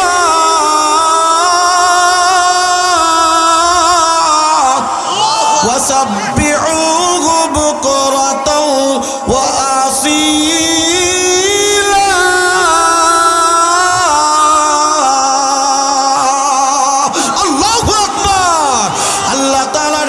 দুনিয়ার মানুষ শোনো, এই দুনিয়ার জমিনের মধ্যে আমি একটা এমন ইবাদত দিলাম যে ইবাদতের মাধ্যমে তুমি আমার সাথে সম্পর্ক তৈরি করতে পারবা, যে ইবাদতের মাধ্যমে আমার সাথে একটা গুড কানেকশন তৈরি হয়ে যাবে। ওই কাজটার নাম হলো যেটা তুমি শুইতে উঠতে বসতে চলতে ফিরতে সব সময় করতে পারবা। ওযু থাকলেও করতে পারবা, না থাকলেও করতে পারবা। তুমি শুয়ে আসো তাও করতে পারবা, হাঁটতেছো তাও করতে পারবা, বসে আসো করতে পারবা। আরে হাতে করে হাতের কাজ, জবানে চলবে মাওলার জিকির। জোরে জোরে কোন কথা ঠিক কিনা? সেটা হলো আল্লাহর জিকির। বান্দা এ কলিজার টুকরা বাজার, এইবার ডাকতে বলতে পারেন, হুজুর আল্লাহর জিকির যদি আমি না করি তাহলে আমার কি হবে? আল্লাহ তাআলা সূরাতুত তাহার ভিতরে রাখতে বলেন, ওয়ামান আরাদা আন যিকরি ফাইন্না লাহু মাঈশাতান দানকাও ওয়া নাহশুরুহু ইয়াওমাল কিয়ামাতি আ'মা ক্বালা রাব্বি লিমা হাশারতানি আ'মা ওয়া ক্বাদ কুনতু বাসীরা ক্বালা কাযালিকা আতাতকা আয়াতুনা ফানাসিতাহা ওয়া কাযালিকাল ইয়াওমা তুনসা। সূরাতুত তাহার মধ্যে আল্লাহ তাআলা রাখতে বলেন, দুনিয়ার মানুষ শুনে রাখো, তোমরা যদি আমার জিকির থেকে গোটায় থাকো, ওয়ামান আরাদা আন যিকরি, দুনিয়ার জমিনের মধ্যে আমার জিকির যারা করবে না, দুনিয়ার জমিনের মধ্যে আমার স্মরণ যারা করবে না, দুনিয়ার জমিনের মধ্যে যারা নামাজের ধারে কাছে যাবে না, দুনিয়া দুনিয়ার জমিনের মধ্যে যারা ইবাদত বন্দেগী করবে না, আমি আল্লাহকে রাখবে না, আমি আল্লাহর স্মরণ করবে না, আল্লাহ তাআলা বলেন এই দুনিয়ার জমিনে একটা আযাব দিব, আখিরাতে দিব একটা আযাব। দুনিয়ার জমিনে একটা আযাব, আখিরাতে দিব একটা আযাব। আল্লাহ তাআলা বলেন এক নম্বর হবে মাঈশাতান দানকা, এই দুনিয়ার জমিনটা তার জন্য হয়ে যাবে সংকীর্ণ। নাউযুবিল্লাহ কন্যা। কোটি কোটি টাকা থাকবে কিন্তু শান্তি থাকবে না। শান্তি দেওয়ার মালিক কে? আর একটু জোরে কন্যা কে? টাকার মালিক হইলে শান্তি পাওয়া যায় না। দুনিয়ার মধ্যে অনেক কিছুই থাকবে কিন্তু দুনিয়াটা তোমার কাছে একেবারে টুকি হয়ে যাবে, সংকীর্ণ হয়ে যাবে। এই যে বাইতুল আমান জামে মসজিদ, মসজিদের ইমাম সাহেব আছেন, কত বেতন? 7,000 টাকা। চলে 7,000 টাকায় কি পানি গরম হয়? এরপরেও সকালবেলায় ফজরের নামাজ পড়ে যদি ইমাম সাহেবরে জিজ্ঞাসা করেন আসসালামু আলাইকুম হুজুর কেমন আছেন, দেখবেন সর্বপ্রথম ইমাম সাহেব ডাক দিয়ে বলবে ওয়ালাইকুম আসসালাম, মুখের ভিতরে একটা হাসি নিয়ে বলবে আলহামদুলিল্লাহ। এই হাসি সবার ভিতরে আছে না। বেতন মাত্র 7, তার মানে প্রতিদিন 200 টাকার থেকে একটু বেশি পড়ে। এই হুজুর যদি সকাল থেকে বিকাল পর্যন্ত কোনো রকম একটু কামলা দিত 700-800 টাকা প্রত্যেক দিন বেতন পাইত। কথা বলেন ঠিক না? কথাই কথা চলে আসলো, রাগ করছেন আমার উপরে? বর্তমান সব থেকে অবহেলিত নির্যাতিত মসজিদের ইমাম আর মাদ্রাসার উস্তাদ ইকরাম। প্রত্যেক মাসে আমরা ওয়াইফাই বিল দিই 500 টাকা, প্রত্যেক মাসে ডিশ লাইনের বিল দিই 250 টাকা। ওই জায়গা বাদে না 1 তারিখ 2 তারিখ হইতে পারে না, 1 তারিখে আগে পরিশোধ না হলে বিল কাইটে দেবে না, আর মোবাইল চালাতে পারবো না। কিন্তু যদি মসজিদের ইমাম সাহেবের বেতন ধরায় 50 টাকা, ওই লোকটা দেখবেন মসজিদের ভিতরে চিল্লাইবে, আমি কি 50টা দেওয়ার মতো হয়েছি? আনো কি কোন কথা ঠিক না? আমি এমন অনেক জায়গায় দেখেছি ইমাম সাহেবের বেতন 3,000-4,000 টাকা, তারপরে আবার 5 মাসের বেতন বাকি। তারপরেও দেখবেন ইমাম সাহেব এমনভাবে একটা শুকরিয়া আদায় করবে। একজন কোটিপতির কাছে জিজ্ঞাসা করবেন ও স্যার কেমন আছেন, সর্বপ্রথম মুখটা একটা বেক্সি মারে বলবেন না হুজুর বাল্লা চলে না, বর্তমান দিনকাল ভালো যাচ্ছে না, ব্যবসা বাণিজ্য নাই। এই যে হতাশা সংকীর্ণতম কেন? কারণ এই লোকটার মুখে আল্লাহর নাম নাই। যদি কোন কথা ঠিক না। আর এই মসজিদের ইমাম সকালে ডাকে কারে? বিকালে ডাকে কারে? রাত্রে শোয়ার সময়। আল্লাহ তাআলা ডাক দেখো ইমাম সাহেব 7,000 টাকা বেতন হতে পারে, ওই 70,000 বেতনের থেকেও বরকত দিব। এই দুনিয়ার মধ্যে আমি তোরে এমন খাবার খাওয়াবো যা কোনো দিন তুই কল্পনাও করতে পারবি না। রিজিক দেনেওয়ালার মালিক জোরে কোন কে? এক সময় আমারে যখন মাদ্রাসায় দিয়েছিল আমার একজন স্যার ছিল, ওই স্যার ডাক দিয়ে আমার আব্বারে বলতেছে, আমার আব্বারে বলতো মোল্লা, ও মোল্লা তোমার ছেলের ব্রেন ভালোই আছে, মাদ্রাসায় দিছো কে? কলেজে পড়ায় যদি ভালো না হলে খাবে কি? আমি একদিন এই মাহফিল করতেছি, একদিন ওই সারি মাহফিলের সভাপতি, একদিন আমি ডাক দিয়ে বলছি সভাপতি সাহেব মনে আসেনি কথা, ওই ছোট্টকালে আমার আব্বারে কইছিলেন খাবে কি? আসলেই আমি চিন্তা করি খাবো কি? এত অনেক রকমের তরকারি, কোনটা থুয়ে কোনটা খাবো এই নিয়ে টেনশনে থাকি, ভাত তো খাইতে পারি না। কথা কথা ঠিক না? এই খাওয়ান কে? এই দুনিয়ার সচ্ছলতা দান করেন কে? এই যে দেখবেন ইমাম সাহেবের গায়ে যে জামাটা আছে, জামাটা মনে হয় 350 500 টাকা গজ। একটা জামা বানাতে গেলেও 1200 1400 1500 টাকার জামা। এ কলিজার টুকরা বাজান, আল্লাহ তাআলা ডাক দে বলে বান্দা দুনিয়াতে তুই আমারে ডাকবি না, এই দুনিয়া তোর জন্য সংকীর্ণ করে দিব। এই দুনিয়ার ভিতরে উতাস যাবে না কোনোদিন। কোটি কোটি টাকার মালিক থাকবি কিন্তু আরামের ঘুম কোনো দিন দিতে পারবি না। বালিশে একবার মাথা এদিকে লাগাবি একবার ওদিকে লাগাবি। আগের মানুষের এত টাকা ছিল না। আমার সামনে যে মুরব্বী বাপজান আছে, আগের মানুষের এত টাকা পয়সা ছিল না, অভাব অনটন ছিল। আমাদের যশোরের বাসায়, মাগুরার বাসায় সকালবেলায় পানি দিয়া ভাত আর কাঁচা মরিচ খাইয়া দেখবেন কাজে গেছে, সন্ধ্যাবেলায় এসে কোনো রকম খাইছে, শুইতি না শুইতি নাক ডাকা শুরু। কথা কন ঠিক কি ঠিক না? কিন্তু বর্তমান 12টা 1টা বাজে, টাকা আছে, পয়সা আছে, সচ্ছলতা আছে, ঘুম নাই, শান্তি নাই। এই শান্তি দেওয়ার মালিককে। আমি প্রায় একটা গল্প বলে থাকি, কষ্ট হচ্ছে মনে আপনার? আমি প্রায় একটা গল্প বলে থাকি, কলিজার টুকরা বাজান আমার বড় ভাই একটা গল্প বলতো। এক লোক কোটি কোটি টাকার মালিক, 5 তলা বিল্ডিংয়ে বাস করে, শহরের মধ্যে বাস, এসি রুমের ভিতরে, প্রখর রৌদ্রের মধ্যে মনে করেন এসি রুমে দুপুর বেলায় খাইয়ে দে একটু আরাম করতেছে, দেখি ঘুম দেওয়া যায় কিনা, না ঘুম হয় না, টেনশন আর টেনশন, এই কোম্পানির টেনশন, ওই কোম্পানির টেনশন, সেই কোম্পানির টেনশন। আর ওই শহরে একটা লোক ঠেলা চালায়, ঠেলা চালানো বুঝেন, যারা মালামাল টেনে এক জায়গার থেকে আর এক জায়গায় নিয়ে যায়। ঠেলা কি দিয়ে, মেশিন দিয়ে টানে না হাত দিয়ে টানে? কাঁধে করে ভর দিয়ে এরকম নিয়ে যাইতে হয়। কষ্ট না কি আরাম? মাথার গাম পায়ে পড়ে যায়। কথা ঠিক কি ঠিক না? মনে করেন প্রখর রৌদ্রের মধ্যে ঠেলা গাড়ি চালায়, কষ্ট হয়ে গেছে। ওই বিল্ডিংয়ের নিচে একটা গাছ আছে, গাছের নিচে ছায়ার ওখানে আপনার ঠেলাটা রাইখা ঠেলার উপরে এরকম মাথা দিয়া এরকম শুয়া মনের সুখে গান ধরেছে। মনে যখন সুখ লাগে তখন দেখবেন অনেকে সুখ গান কয়। কি কথা ঠিক না? মাঠের মধ্যে কাজ করতেছে, কয়েকজন দেখবেন একজন গান ধরেছে। কি বাবা গান গাছ কয়, গান গালি গাছের কাজের গতি বাড়ে। কথা ঠিক না? একজন দেখে আগে ওই যে পা দিয়ে যে ভ্যান চালাতো, আমার এক চাচা এরকম ভ্যান চালাচ্ছে আর গান গাচ্ছে। আমি বললাম চাচা তোমার বুঝা যেই পরিমাণ, গান গাচ্ছ কাকা, গান চালালে পেটেলে জোরটা বাইতেছে, মনে হচ্ছে না কিছু করতেছি, গান না চালালে আমি এ চালাতে পারবো না। ওই 5 তলা বিল্ডিং এ কোটিপতি শুয়ে আছে একটু আরামের ঘুম দেওয়ার জন্য, কিন্তু ঘুম নাই। ওই মনের সুখের গানটা আস্তে আস্তে 1 তলা 2 তলা 3 তলা 4 তলা পার হয়ে 5 তলায় ভেদ করে চলে গেছে। এইবার ওই 5 তলার কোটিপতি চিন্তা করে কার মনে এত সুখ জাগলো, এই যে গান শুরু করে দিছে, এই গান তো আমার ঘুমাইতে দিচ্ছে না, ডিস্টার্ব ফিল করতেছে। দারোয়ান রে ফোন দিছে, দারোয়ান দেখ কার এত টাকা হয়ে গেছে, আমি এত টাকার মালিক, কিন্তু আমি একটু আরামে একটা গান তো দূরের কথা একটু মাথাও লাগাইতে পারতেছি না, কার এত সুখ জাগলো ওই লোকটার একটু ধরে আমার কাছে নিয়ে আয়। দারোয়ান ডাক দে বলে, স্যার এ তো একটা ঠেলাওয়ালা, এর আবার টাকা আসবে কোত্থেকে? হয় ধরে নিয়ে আয় দেখি এত সুখ আসে কোন জায়গার থেকে। ধরে 5 তলায় নিয়ে গেছে, এসি রুমের ভিতরে নিয়ে যাওয়ার পরে ডাক দিয়ে কয়, তুই কয় টাকার মালিক, তোর এত সুখ কমতে আসে? ওই ঠেলাওয়ালা ডাক দিয়ে বলে, স্যার আমি কত টাকার মালিক, কত কোটি টাকার মালিক, কোটি তো দূরের কথা 1 টাকারও মালিক না। আজকে যদি আমি ঠেলা না চালাই, সন্ধ্যাবেলা আমি খাবার বাড়ি না নিয়ে যাইতে পারবো না। ঠেলা চালায় প্রত্যেক দিন 200-100 টাকা যা ইনকাম করি, এই ইনকামের টাকা দিয়ে আমি 1 কেজি ডাল কিনি, 1 কেজি চাল কিনি, তরকারি কিনি, এটা রাত্রে খাই সকালে খাই, আবার সারাদিন কাজ করি, আবার রাত্রে রানবে, রাত্রে খাবো সকালে খাবো, এই হলো আমার জীবন। আমার আবার কিসের টেনশন, আমার আবার কিসের পেরেশানি? এই যে গুজা সাজায় গুজায় বলছে, এই কথাটা ওই 5 তলা বিল্ডিংয়ের কোটিপতির মনে বড় ধরে গেছে। ধরে যাওয়ার পরে ডাক দিয়ে কয়, তোর কথাটা আমার কাছে বড্ড ভালো লেগেছে, এই নিয়ে তোরে 5 লাখ টাকা দিলাম, তুই এটা নিয়ে একটা করে কুম্মে খা। কয় টাকা দিছে? যেই লোকটা 5 টাকার মালিক না, ওই লোকটা এখন কয় লাখ টাকার মালিক? 5 লাখ টাকা পাইয়া ও তো খুশিতে আটখান। ঠেলা কোনে আছে খবর নাই, এক দৌড় দিয়ে বাড়ি দৌড়েছে। বিবি ডাক দেখো, স্বামী কি ব্যাপার, বাড়ি আসলা, কাজ কি হয়েছে?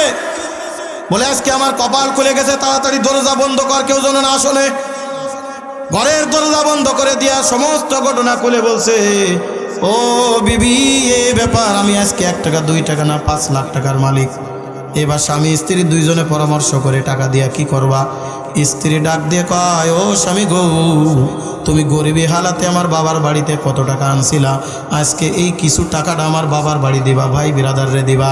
2 লাখ টাকা তুমি আমারে দাও, আমি বাবার বাড়ি দিয়ে আসি, আর 3 লাখ টাকা তুমি রেখে কিছু করে করিমে খাও। এইবার স্বামীটা চিল্লান দিয়া পায়, টাকা পাইলাম আমি আর তোমার বাপের বাড়িটা। শ্রেণীর মহিলারা আছে না, 40 বছর সংসার করে কিন্তু স্বামীর বাড়ির টান নাই। টান কোন জায়গায়? প্রবাসের জিন্দগিতে কত কষ্ট করে টাকা পাঠায়, আর এদিক থেকে দেখবা বিবি ওই টাকা নিয়ে চলে যায়। কি গান, টাকা নিয়ে বাইকে গেছে, ও এক জায়গায় চলে গেছে, তমক জায়গায় চলে গেছে। আপনাদের ঈশ্বরগঞ্জে মনে হয় নাই এরকম অনেক ঘটনা আমার চোখের সামনে? অনেকেই কাঁদে কেটে ডাক দিয়ে কয়, হুজুরে এত টাকা পাঠাইলাম, আজকে আমারে ভালো লাগে না, আমার স্ত্রী ভাগ্য অমুক জায়গায় চলে গেছে। এইবার স্বামী যখন চিল্লায় উঠছে, স্ত্রী ডাক দেখো, এখন কয়টা টাকার মালিক হয়েছে, ওই জন্য আমার বাপ ভাই ব্রাদার রে ভুলে গেছো, যাও তোমার সাথে আমার কথা নাই। স্বামী স্ত্রীর দুইজনের ভিতরে এবার আড়ি চলে গেছে। রাত্রে রান্নাও করে না, খাওয়া নাই, দাওয়া নাই, ঘুম নাই, কোনো কিচ্ছু নাই। স্বামী ও স্ত্রীর সাথে কথা বলে না, স্ত্রীও স্বামীর সাথে কথা বলে না। স্বামী আর রাত্রে ঘুমও পড়ে না, কারণ দুইটা, একটা যদি ঘুমায় আর স্ত্রী যদি টাকা নিয়ে ভাগ্যা যায়, দ্বিতীয় নম্বর যদি মানুষ জেনে যায় আমার কাছে 5 লাখ টাকা আছে, তাহলে তো আমার তো সব কিছু শেষ হয়ে যাবে, মানুষ এসে এটা চিন্তাই করে নিয়ে চলে যাবে। আর পুলিশে যদি কোনো রকম টের পেয়ে যায়, তাহলে তো বলবে তুই ঠেলাওয়ালা 5 লাখ টাকা পাইলি কই, জবাব দিতে পারবো না। আমি কি করি, রাত্রে ঘুমও হারাম হয়ে গেছে। রাত্রে একবার এদিকে কাত হয়, একবার ওদিকে কাত হয়। ওই পাঁচতলায় যেরকম কাত হচ্ছিল, ওই কাত হওয়াটা চলে আসছে গরিবের ঘরে। স্বামী স্ত্রীর দিকে তাকায় না, স্ত্রী স্বামীর দিকে তাকায় না। দিন হয়ে গেছে, তারপরে কথা নাই, বার্তা নাই, খাওয়া নাই, ঘুম নাই, কেউ কারোর সাথে কথা কয় না, টাকা রাখতেও পারে না, যাইতেও পারে না, একটা পেরেশানি আর পেরেশানি। একদিন পার হয়ে গেছে, দ্বিতীয় দিনেই বা চিন্তা করে এরকম তো চলে না জিন্দেগি, এইরকম তো চলবে না।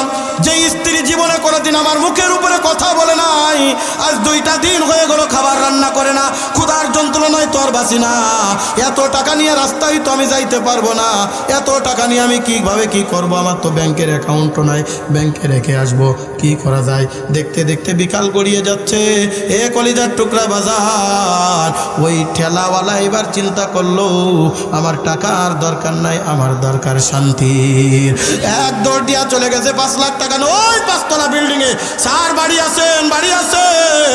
দরজা খুলে দেওয়া হলো। কে বলে মনে আছে না 2 দিন আগে ঠেলাওয়ালার কথা?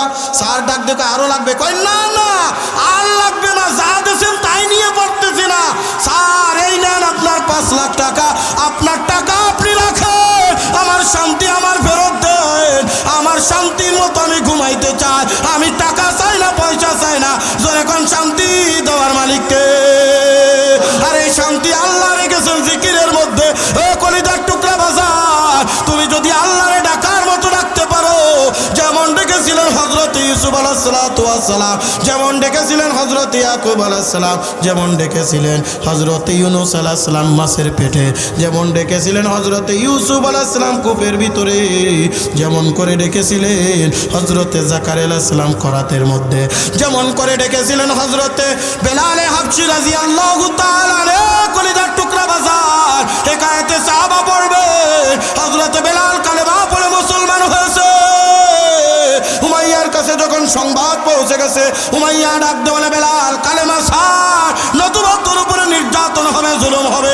ঈশ্বরগঞ্জের মুসলমান গভীর মনোযোগ। বেলাল ডাক দিয়ে কয়, আল্লাহর সাথে একবার যখন আমার মহব্বত হয়ে গেছে, ভালোবাসা হয়ে গেছে, তুমি আমারে নির্যাতন করতে পারো, আমারে শহীদ করে দিতে পারো, আমাকে মারতে পারো না, না আমি ওই আল্লাহরে কোনোদিন বলতে পারি না। আর ডাক দেয় আহাদ আহাদ আহাদ আহাদ। হে কলিজার টুকরা বাজান, হযরতে বেলাল যখন হাত বলে ডাক দেয়, উমাইয়া ঘরের ভিতর থেকে ওই যে ঘোড়ার চাবুক নিয়ে হাজির হয়ে গেছে। বেলাল যখন হাত বলে, উমাইয়া তখন পিঠের উপরে চাবুক দিয়ে আঘাত করে। প্রত্যেকটা আঘাতে আঘাতে বেলালের পিঠের চামড়া উঠে আসতেছে, ফিনকি দিয়ে রক্ত বাইর হয়। আর বেলাল ডাক দেয় হাত হাত। উমাইয়া বলে, হবে না, হবে না। গরুর গলায় যেমন রশি বাঁধা হয়, ছাগলের গলায় যেমন রশি বাঁধা হয়, বেলালের গলার ভিতরে একটা রশি বাঁধিয়া সমস্ত শরীরের কাপড় সব খুলে ফেলাইছে। বেলাল উলঙ্গ অবস্থায়, লজ্জাস্থান ঢাকার মতো কোনো কাপড় নেই। আসমানের দিকে তাকায় বেলাল, ডাক দেয়, আল্লাহ তোমার জন্য আমি ইজ্জত হারিয়েছি, আমার ইজ্জত যাই যাক, কিন্তু আমি তোমারে ভুলতে পারবো না। আমারে যে তুমি ইমানের পরীক্ষা নিচ্ছ, ওই ইমানের পরীক্ষায় গোল্ডেন A+ করায় পাস করে দিও। জোরে জোরে কন সুবহানাল্লাহ। মাশুকু সে ক্যা মজা है, আল্লাহু আকবার।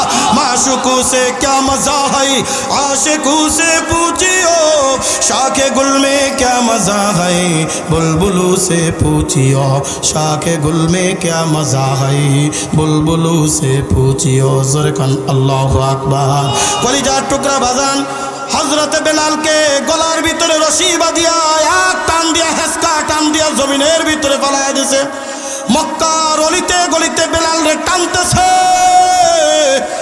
ওই যে পাথরের কোনাগুলি উঁচু উঁচু হয়ে আছে, বেলালের পিঠে লাগে, পেটে লাগে, আর ওই জায়গা থেকে খামসি দিয়া রক্ত বাইর হয়। পুরা শরীরের ভিতরে রক্ত রঞ্জিত হয়ে গেছে। আর মক্কার অলিতে গলিতে বেলাল ডাকতেছে, আহাদ আহাদ আহাদ। আমার মুরব্বী বাপজান, কলিজার টুকরা যুবকেরা রে, আজকে তোমার কাছে জিকির ভালো লাগে না, আল্লাহর নাম ভালো লাগে না।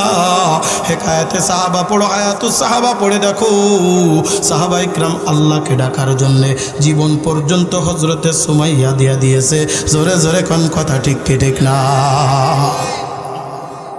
সকাল থেকে সন্ধ্যা পর্যন্ত এরকম গরুর মতো টেনে হিসড়ে যখন নিয়ে গেল, বেলাল একবার বেহুশ হয় আবার হুশ হয়। যখনই হুশ হয় ডাক দিচ্ছে আহাদ আহাদ আহাদ। আবু জাহেল উতবা সাহেবা একত্রিত হয়ে গেল। আমাদের গোলাম যদি আমাদের কথা না শোনে, মক্কার মানুষ তো আমাদের কথা শুনবে না। এমন শাস্তি দেওয়া লাগবে যেই শাস্তি ইবরতনাক হবে, মানুষের জন্য এক ইবরত হয়ে যাবে, মানুষের জন্য একটা প্রমাণ স্বরূপ থাকবে। বলে এভাবে হবে না, এভাবে হবে না। বিরাট একটা লোহার আঙ্গার নিয়ে আসা, জ্বলন্ত আগুনের ভিতরে লোহার আঙ্গার দিয়ে লাল টকটকে করে ফেলা আছে। বেলালের পরনে কোনো কাপড় নাই, পুরা শরীর রক্তে রঞ্জিত। বেলালকে পাজা কোলা করে ধরে ওই টকটকে লোহার আঙ্গারের উপরে বেলালে যখন টান মেরে ফেলে দিয়েছে, বেলালের পিঠের চামড়া সাত করে পুড়ে কয়লা হয়ে গেছে, গোশত বাইর হয়ে গেছে। বেলাল ডাকতেছে আহাদ আহাদ। আল্লাহ ইমানের পরীক্ষায় গোল্ডেন এ প্লাস পাস করায়, আমি জীবন দিব কিন্তু তোমারে ছাড়বো না, আমি জীবন দিব কিন্তু তোমার নাম স্মরণ থেকে আমি দূরে থাকবো না। ডাক দে বলে আবু জাহেল, মারতে মারতে শহীদ করে দিতে পারো। ওই মাওলার সাথে যখন একবার সম্পর্ক হয়েছে, ওই মাওলার নাম স্মরণ থেকে দূরে রাখবো না। জোরে জোরে কন সুবহানাল্লাহ। जन्नत व दोज़ख से या रब क्या करो, आरज़ू है मैं तुझे देखा करो, आरज़ू है मैं तुझे देखा करो। हूरे गलमन जैसे नेमत है तो उससे नेमत दीदारे खुदाए तो, उससे नेमत दीदारे खुदाए तो। ज़रकन अल्लाहु अकबर। ए कलिजार टुकड़ा बाजान এই বেলাল, দুনিয়ার মধ্যে কিচ্ছু নাই, গোলাম জাদা গোলাম, না আছে চেহারা না আছে অর্থ।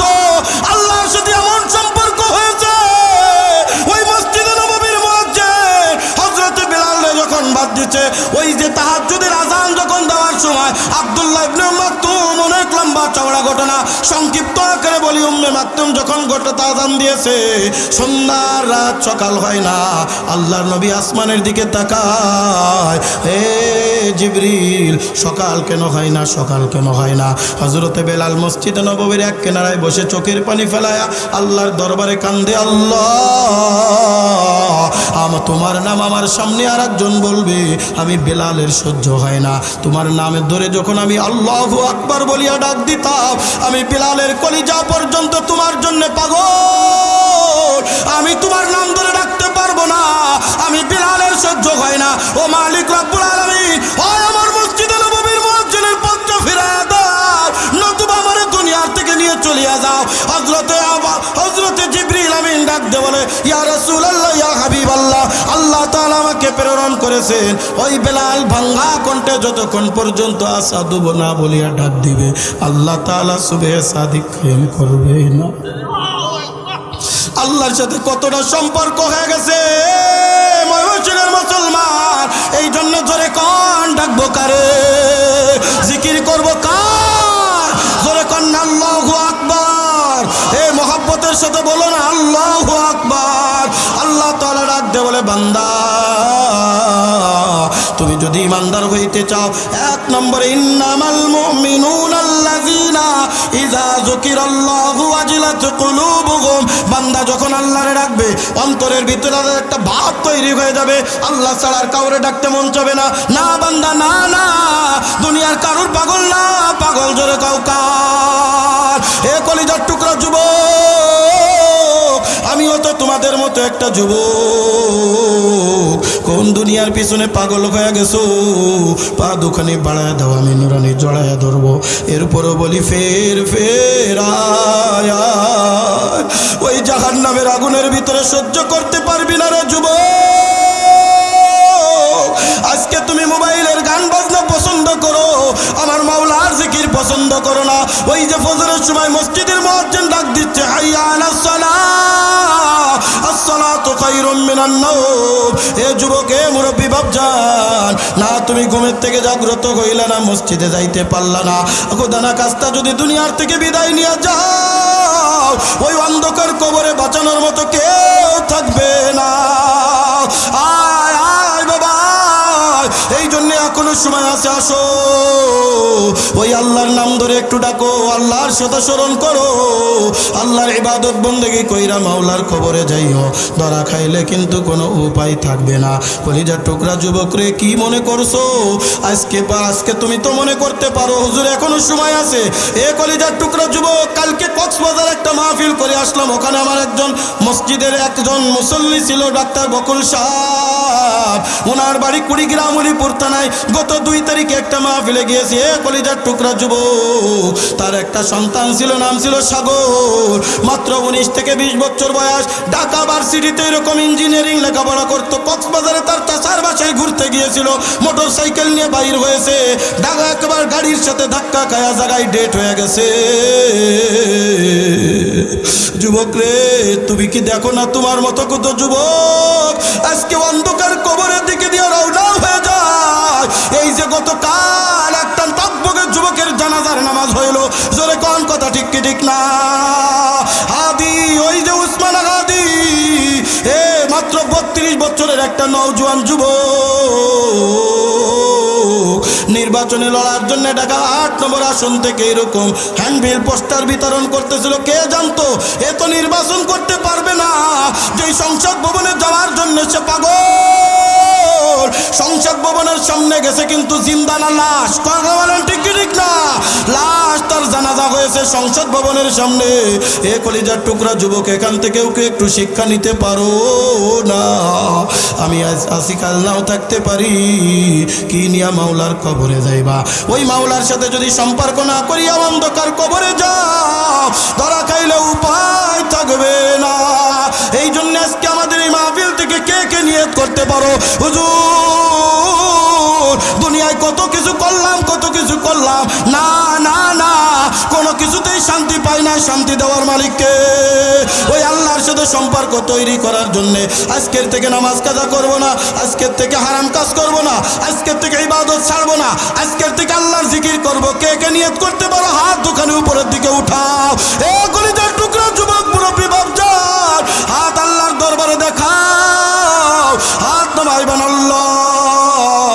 তাকায় দেখো তোমার যুবকেরা, মুরব্বী বাপজান, এই রাত 12টার সময় গভীর রজনীতে দুনিয়ার কোনো আশাই না, আল্লাহ তোমার আশায় তোমার দরবারে নিয়ত করেছে। আল্লাহ তুমি তাদের নিয়তকে কবুল আর মঞ্জুর করো। জোরে জোরে কোন আমিন।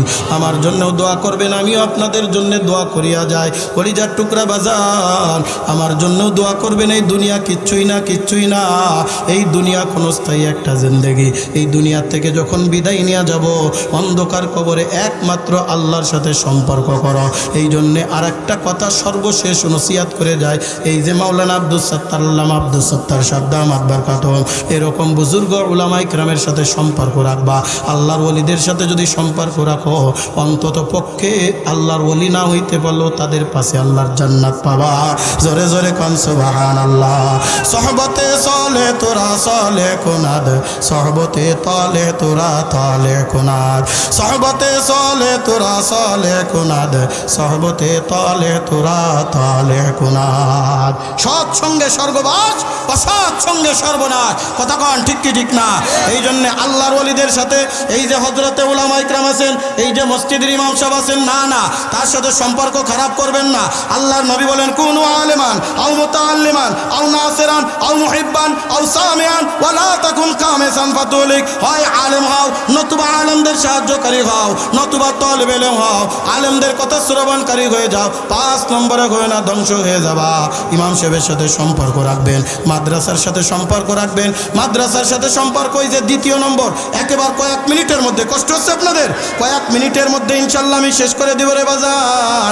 বেশি রাত পর্যন্ত, এত রাত পর্যন্ত আমি মূলত আলোচনা করি না, যেহেতু দেরি হয়ে গেছে। এই জন্যে আপনাদের আগ্রহ দেখে একটু সময় বাড়ায় নিলাম। মাত্র কয়েক মিনিটের মধ্যেই শেষ করব। কলিজার টুকরা বাজার, 2 নম্বর আল্লাহ তাআলা ডাক দিয়ে বলেন, ওয়াইযা তুলিয়াত আলাইহিম আয়াতুহু যাদাতুহুম ঈমানা।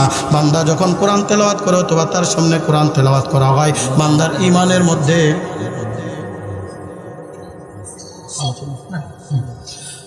জাদাতুম ঈমানাম, বান্দা যখন তেলাওয়াত করে অথবা তেলাওয়াত শ্রবণ করে তার ঈমান বৃদ্ধি পেয়ে যায়, ঈমানের ভিতরে নবায়ন চলে আসে, তেলাওয়াত ভালো লাগে, কোরআনের কথা ভালো লাগে। এই জন্য নিজে আলেম হব না, আমি পারি নাই, আমার সন্তান আলেম বানাবো, সন্তান বড় হয়ে গেছে নাতি নাতনিদেরকে আলেম বানাবো, অথবা আলেমদের সহযোগিতা করে যাব। এই যে মাদ্রাসা নতুন কি বলে নুরানিয়া হাফিজিয়া মাদ্রাসা, কান্দাপাড়া নুরানিয়া হাফিজিয়া মাদ্রাসা, এই যে মাদ্রাসায় সহযোগিতা করব সর্বদিক থেকে, টাকা দিয়া, পয়সা দিয়া, বুদ্ধি দিয়া, পরামর্শ দিয়া, শ্রম দিয়া এবং সন্তান দিয়া। আমার নাই সন্তান নাই, আমার সন্তান বড় হয়ে গেছে, অনেক এতিম লেখাপড়া করে, অনেক গরিব লেখাপড়া করে, এসে ডাকতে বলবেন হুজুর এরকম একজন এতিমের কথা বলেন, একজন গরিবের কথা বলেন, তার অর্থ আমি দিয়ে দিব। আল্লাহর নবী বলেন, এ দুনিয়ার মানুষ শুনো, মান করাল কুরআন ফাস্তাযহারাহু ফাহাল্লা হালালাহু ওয়া হারামা হারামাহু আদখালাহুল্লাহুল জান্নাহ ওয়া শাফাআহু ফি আশরাতিন মিন আহলি বাইতিহি কুল্লুহুম কদ ওয়াজাবাত লাহুন নার। যে ব্যক্তি দুনিয়ায় কোরআন পড়ে, কোরআন অনুযায়ী নিজের জীবন গঠন করে, আল্লাহর নবী বলেন কিয়ামতের ময়দানে আল্লাহ তাআলা ডাক দিয়ে বলবেন, যাও এই কোরআনের বদৌলতে আমি তোমারে জান্নাত দিলাম। ওই হাফেজে কোরআন আলেম দাঁড়িয়ে যাবে, আল্লাহ না আমি একা জান্নাতে যাব না, সুবহানাল্লাহ কন্যা, একা জান্নাতে যাব না। যেদিন কেউ কারোর পরিচয় দিবে না, হাফেজে কোরআন আলেম বলবে না আল্লাহ ওই মা কই, বাবা কই, পরিবারের লোক কই, ওই সমস্ত লোক কই যাদের ওসিলা আমি হাফেজ হয়েছিলাম, আলেম হয়েছিলাম, মাদ্রাসায় লেখাপড়া করার সুযোগ পেয়েছিলাম, তাদেরকে যতক্ষণ পর্যন্ত আমার সাথে না দিবা আমি একা জান্নাতে যাব না। আল্লাহর নবী বলেন, ওয়াশাফাহু ফি আশরাতিন মিন আহলি বাইতিহি কুল্লুহুম কদ ওয়াজাবাত লাহুন নার। এমন 10 জন ব্যক্তির ব্যাপারে সুপারিশ করার অনুমতি দিবে যাদেরকে আল্লাহ তাআলা জাহান্নামের আগুন ওয়াজিব করে দিয়েছিল। এরকম 10 জন ব্যক্তির সুপারিশ করে যাও আমার জান্নাতে নিয়ে যাও। এই জন্যই মাদ্রাসার সাথে, উলামা ইকরামের সাথে, হক্কানি পীর মাশায়েখ বুজুর্গানে দ্বীনের সাথে সম্পর্ক রাখবো ইনশাআল্লাহ। যখন যেটা দরকার তখন সেটা ইনশাআল্লাহ আমরা এইগুলা করবো। আল্লাহ তৌফিক দান করুন, বলেন আমিন।